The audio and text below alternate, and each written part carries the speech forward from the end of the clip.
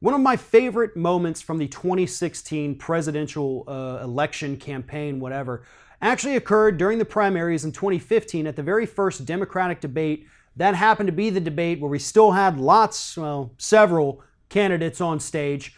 The very first question they were asked, every candidate on that stage, what is the single greatest threat to U.S. national security? And person after person gave the same response: ISIS, Islamic terrorism.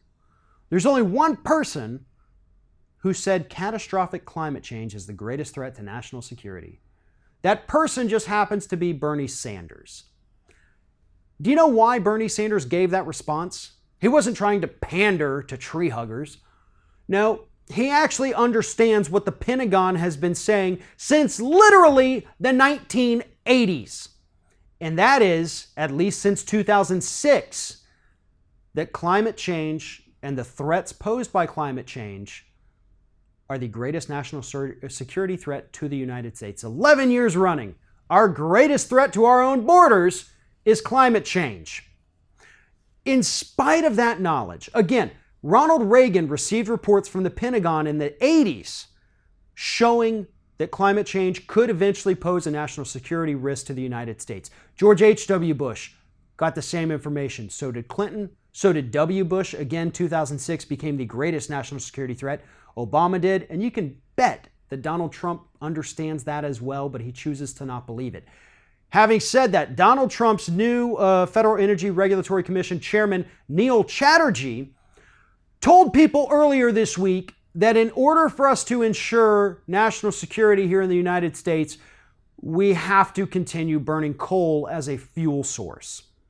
Unfortunately, Chatterjee was not too chatty about the specifics on how burning coal increases our national security, but he did say that this is what we have to do because somehow burning coal is related to national security, because I guess it keeps us more nationally secure in Chatterjee's warped brain. Here's the reality, folks. Majority of people on this planet live near the coast, live within that floodplain of rising sea levels. So in 50 years, 100 years maybe, some of us will be gone, some of us might still be here. But the United States, and we're already seeing this today too, the United States is going to be experiencing a refugee crisis like we have never seen. And not just the United States either, every country on the planet.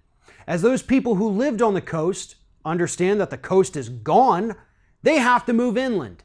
They have to move to a new country. They have to leave. They are climate refugees at this point. And again, we're already seeing them today. So what happens when they leave those areas? Other areas become more populated. And what happens when there's higher populations? There is resource scarcity. Resource scarcity always breeds conflict.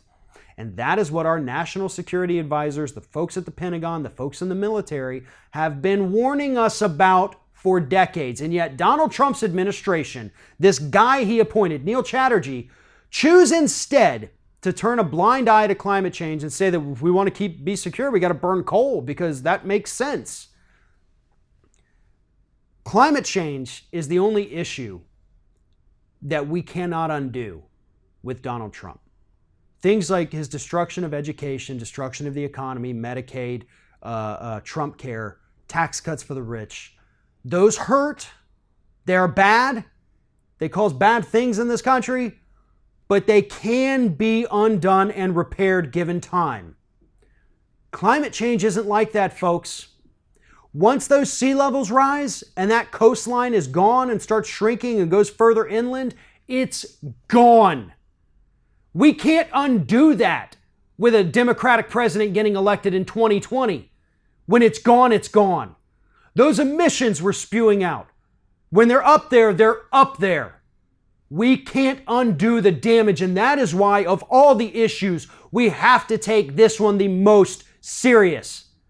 Because we can't fix it. All we can do is stop it from getting worse. But we're not even doing that. We're ignoring it. We can fix all of the other damage Trump has done. It's going to be painful and it's going to suck. But when it comes to climate change, every month, every week, every day without action we're causing irreparable damage that no matter how many years of Democratic rule we have, we will never be able to undo. Thanks for watching, and if you like what you see here on Ring of Fire, we encourage you to subscribe to our channel. You can see the little subscribe button down there, but if you're watching it on another device where you can't see it, go to youtube.com/TheRingOfFire, hit subscribe, be notified every time we get a new video.